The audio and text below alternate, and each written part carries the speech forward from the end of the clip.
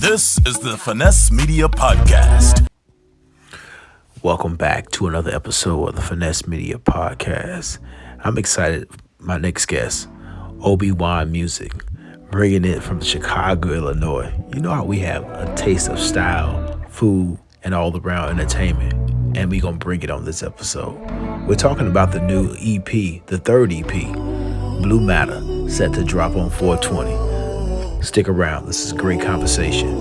Thank you, OB, for joining the Finesse Media Podcast, Season 6. Enjoy the episode. Here we go.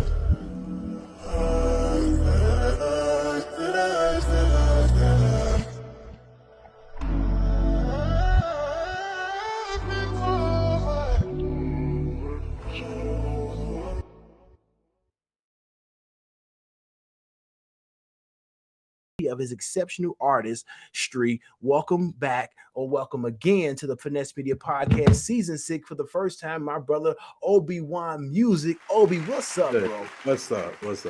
Man, listen, a full mouth of introduction and accolades to talk to you about from the EP Blue Matter, set to drop again, as I mentioned, on 4/20. How are you feeling? Let's just jump right into it because we like 30 seconds away from 4/20. Welcome again, man. Man, I'm feeling great. I'm feeling excited about it. This is probably the first project in a long time that I felt like very confident in. Yeah. But I mean, I guess with confidence, let me just say, you've released on Valentine's Day, ladies. Shout out to it being still Women's Month around here. On Valentine's Day, you released your single Blue Matter. So you've already kind of entered, and we played it right before we start this episode. But I mean, what's this album all gonna be? I mean, this is your first EP? This is my third EP. Third EP. Yeah. All right. So Blue Matter. I know you're a man of Alpha for Alpha, but you know I love that it's called Blue Matter. So talk to my viewers, man, about this album. We're gonna jump right into kind of the thought process about this album. Okay. So the album actually went untitled for 2-3 years. Never knew what to call it. I started calling it all types of different things. And then finally, I went through and just listened through the songs and was like, let's put like an actual theme together. And I picked out all the songs that had to do with previous relationships. Normally in the past, I'll write songs because they feel good or because I feel like that's what other people want to hear. But I was like, let me talk from some experience for this one. And for the first time, I felt like everything on these songs is something that I've lived, something that I can stand behind. And I always kind of had this little aesthetic. Blue is my favorite color. Yeah, I ain't mad at you with that one. Right up here, but shout out to the Alphas. Shout out to Alpha. Shout out to the Alphas. But blue has been my favorite color for forever. And I was like, if I had to describe my sound, it's blue. Like the color blue is what my music sounds like to me. And I was like, because I'm talking about a lot of personal things, it felt like I was sinking into a realm or a place within myself that I had never put into my music before. And it made me think of like the sunken place. But I was like, it's not a bad place, but you know, it was some inner feelings. And the best way I could describe what the feelings and emotions of the project is to say it's just blue matter. Like literally all of the elements of myself just balled up into this little EP. Yeah, man, and I love that too, because when I listen to Blue Matter, I'm just thinking like, yo, where is this inspiration coming from? Growing up in Chicago, I mean, I always say, listen, we're not just a place of good food, man. We're definitely the good place of good comedy, but we're also a place of good entertainment, good music, man, good music. Who were some people growing up in Chicago that inspired you? Man, growing up in Chicago, I grew up in a church household, so a lot of my music that I kind of pick stylistic stuff from are like gospel artists. Like I grew up listening to Fred Hammond, Ty Tribbett, and I felt like as I got older, I started getting into more secular music, but I kept those churchy roots with me. So it helped me develop the sound that I have now. I feel like everything leads back to my churchy roots. No matter what I put on this song, you're gonna hear a little bit of church. Bad bitches all up in my phone, a couple in the back. But you move different, you get me. Could have been the reason why.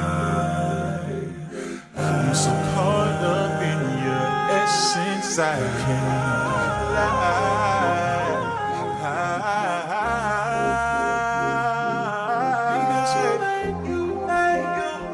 My fire, baby.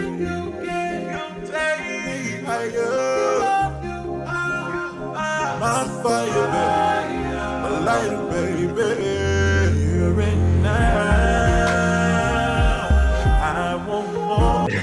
Yeah, and that's a really good question. I mean, that's a really a good point you made, because my next question actually kind of goes into that, because with such a diverse, background into your music, I mean, how do you ensure that each of your songs maintain its own distinct identity while reflecting, your overarching style?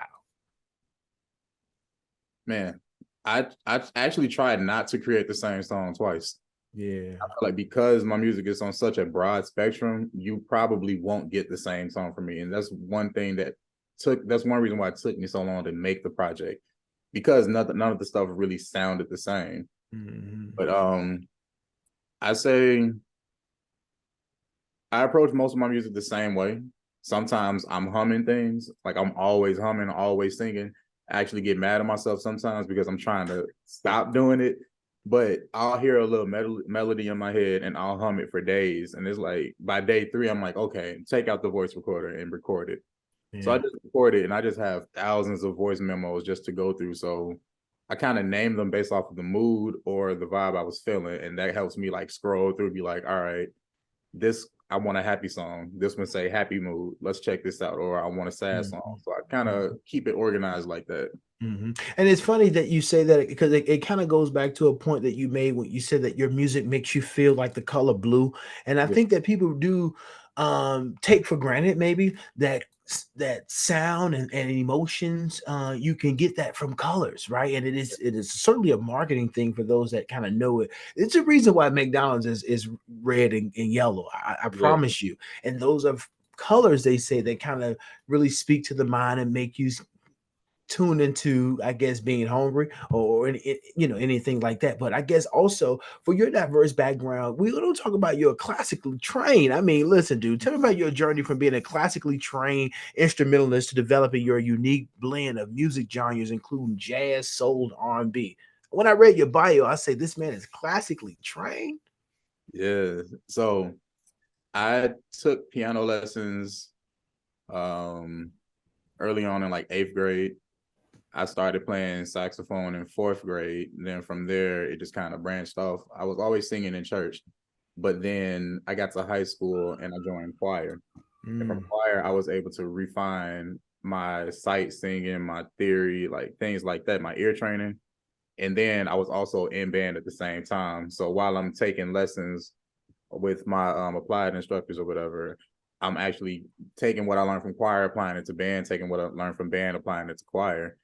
And I stuck with band all through high school, but then sophomore year, I did strictly choir. I ended up auditioning for a show choir. I auditioned with a friend. We both ended up making it, and I took vocal lessons as a bass singer for a whole year. And then I switched back over to band, and yeah, been taking applied lessons all through college, and now I'm the one giving the lessons. No, that's what's up, man. And you must be receiving lessons too from these great big names of people you collaborated with. Yeah. Listen, again, reading the bio, I'm looking through the thing. I said, listen, who hasn't this guy worked with? Just to name a few. This guy told me he worked with Marsha Ambrosia, Kiki Wyatt, Mary. He's already mentioned he's pulled from Fred Hammond, but he's worked with Fred Hammond, Music Soul Child, Lettucey. I mean, listen, the list can really just go on and on. But I mean, when you're working with these artists, Obi, listen, let me know kind of what's that experience like? What are some of the gems that you get or lessons, as I started to say, that you're probably pulling from some of these great big name artists? What is it like working with those people? Or even any of those people that I've named, you can just maybe pull a person out. Because I would love to even know about Kiki Wyatt singing self or Lettucey singing self. But you tell us. So I would say the experience that really changed my mind was when I sang behind Donnie McClurkin. Wow. Watching him do what he does, like the way that he structures his ear, like the harmonies, the chords that he thinks of, and watching him like totally build a performance from scratch. We got there, we had an idea, and he was just like, let's change the songs, let's go with this, let's go with that. And he went through and worked everybody's parts. And I was like, that's something I want to do. So I started focusing in on ear training. Then I ended up playing saxophone for James Fortune. Wow. And from there, I ended up doing some backgrounds for him. And just being around all these people, I would get to ask a couple of questions like, how do you ensure longevity in this field? What do you do to make sure your voice is good? What is proper etiquette for these gigs? Because I was blindly walking into a lot of these things because it happened so fast. I auditioned for Dietrich Haddon's choir back in 2017. And then from there, phenomenal artist and entertainer. I mean, he lights the stage up, start to finish. I ended up making it a part of that group. And then from there, I started getting booked for all these other artists. It's just like an experience. Like they all have something to teach you, even if you have a 3-word conversation with them. They've shown something in this space of that time with you being on the stage that you can carry with you. Yeah, man. I could only imagine kind of what Fred Hammond can give you. I'm in Dallas. Shout out to Dallas. I know that's Fred Hammond's stomping grounds, and Kiki Wyatt. I had a chance to meet her a couple years ago. But these lovely people who just have crazy talent has a great kind of personality, I guess, that you can just really learn just easy life lessons from so yeah man, thank you so much for sharing for that. And then also I understand that as you're balancing a band, as you mentioned, a band director, shout out to you, teaching these kids in Chicago schools or in Illinois schools, wherever you are. I understand that Chicago's kind of broken apart for those that know where we are, but I mean you're in there as a band director, but balancing your music career, being a band director must require incredible amount of time management. So how do you prioritize your commitment and maintain a healthy work-life balance? So I've struggled with this a lot because I don't refer to my students as my students. I say those are my kids because I spend so much time with them. Seeing the passion and the love that I had for band when I was in high school and in college, now growing on to them, it's so infectious. And sometimes I get caught up and I will put my personal life on hold and we'll be in practice till like 7:00 at night on any weekend. Yeah. So the new thing that I'm doing is I am being very transparent with myself. And when I feel burnt out, I have a conversation with my students. I'll be like, hey, we got to cancel practice this day. I need a self-care day. And, I express to them, make sure you express when you need these things also. And I think that's why we have such a good balance. The communication is very open with me and my kids. They understand how to support me just as I know how to support them. And with that, I no longer feel guilty about not being around all the time. And I know a lot of teachers, a lot of band directors specifically, we feel this burden of I have to be everything for everyone. And though I'm wearing that hat of being everything for everyone, I know when to take that hat off now. Mm-hmm. Yeah, man. Work-life balance is truly important.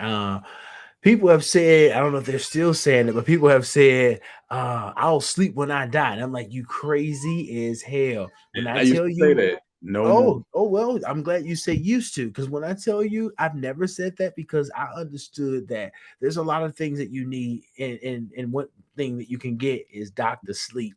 Doctor sleep revitalize, get you ready. Now, you know what I mean? So yeah, I'm sleeping. I don't know about these folks that said they're gonna sleep when they die. No, I'm gonna take my rest.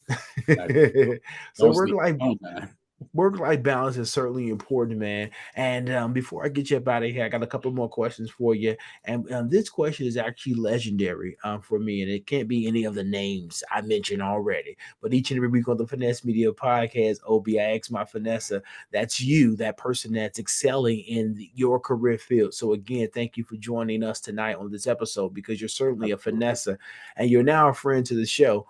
But tell our viewers, who's that person for you? Who's that person that you say that's finessing the game, Obi? Man, Victoria Monet. Victoria Monet. That's 2 for season 6. Like, I've been watching Vicky for years, and finally seeing her get her flowers, and like I'm a toast for that one, yeah, because that's that right there. Yeah, I was like, all right, because like you get discouraged doing this music stuff because you feel like nobody's listening, nobody's hearing. And you know, when you finally see someone who followed the same path or very similar path, because even when watching her interviews, I noticed we have a lot of the same things that have happened that lined up for us to get to where we are. And you know, it just gives me that push to not stop, like just because there is no timeline on success. It's gonna happen when it's supposed to happen. Yeah, you're right. You said I'll take a sip right behind you. Because she is Victoria Monet. And I said again, this is two. I don't know which guest said it, but I do recall, and it was really right after she won her Grammy, right? And that person said to me that she's for them finessing the game. And I don't disagree. As I said to them, I don't disagree. This lady seems very humble. And I'll say again, I was new to the party. I had no idea who she was, but when people start to say she's been writing and she's been in the game for many years and so humble, you know, those that I know in the industry who know her says that she's super cool and humble, and so she's just been working and just kind of waiting for her time. And then I listened to her speech back, and her speech again just connected with me. And the Grammy goes to Victoria Monet.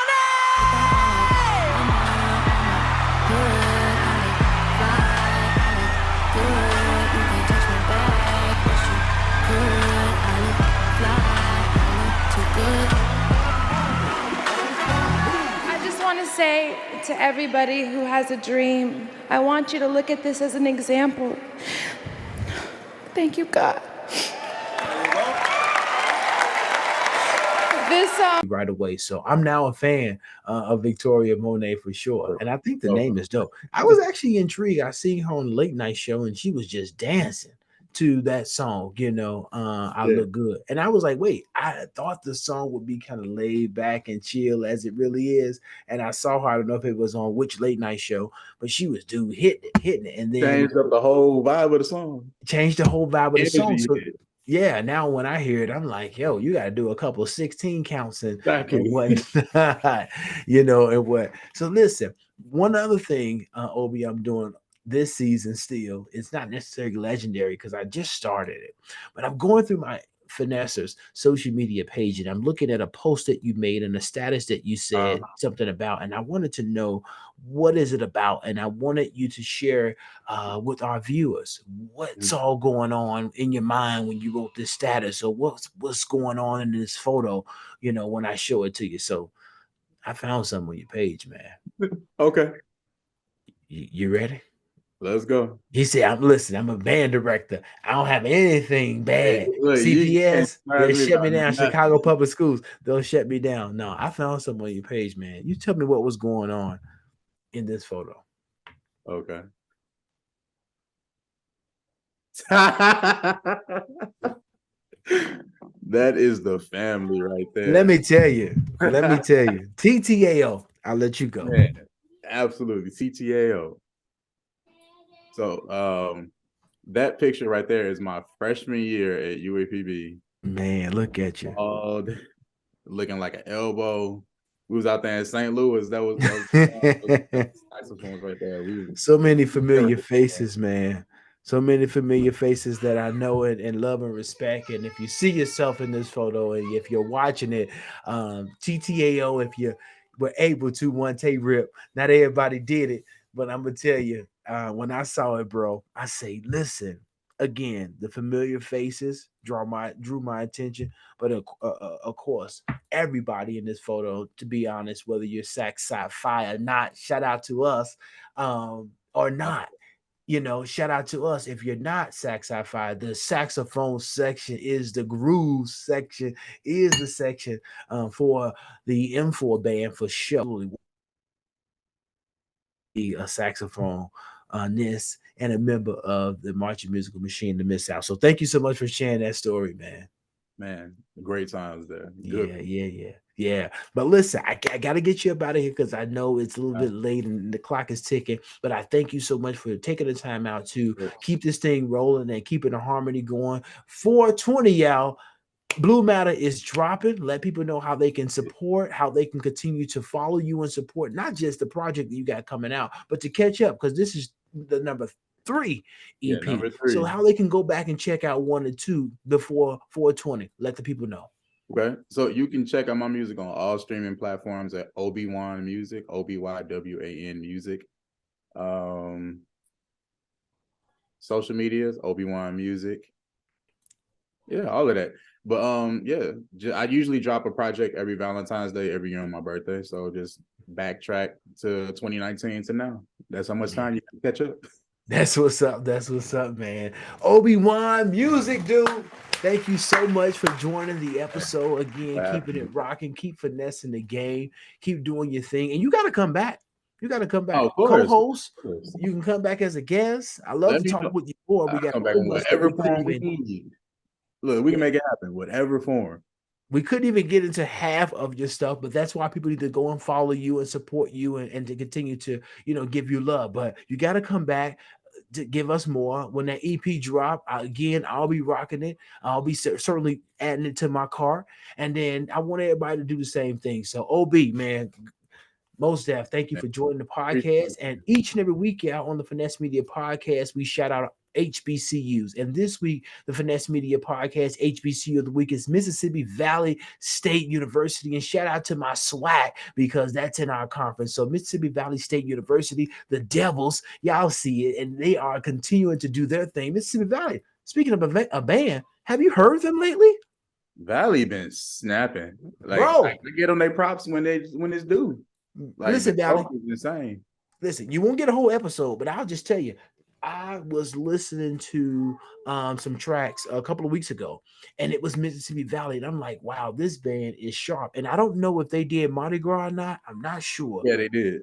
That's where I saw them at, and I was like, bro, Valley sounds good. So Valley, Mississippi Valley State University, thank you for being our HBCU of the week. And as I leave you, letting you know, if you have not sent your applications, if you want to be the applicant to receive the Finesse Media Scholarship from the Finesse Media University, send an email to finessemediagroup@gmail.com, and we're giving $1,000 to 3 people going to an HBCU this fall in 2024. So you have to be going to an HBCU. You have to be a freshman entering in. You can be a second semester freshman. Either way, just hit us up, finessemediagroup@gmail.com, and put HBCU 2024 in the subject. We're giving away some money, OB. We got to send some kids to college. The Finesse Media University is doing it.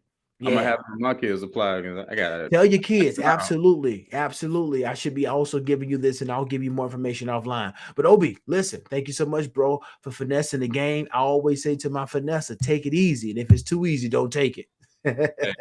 I like that. All right, y'all. I'm gonna get you up out of here. Thank you for watching another episode of the Finesse Media Podcast. I'm your host, Ken Finesse Media, and I'll see you next week with something brand new. Peace.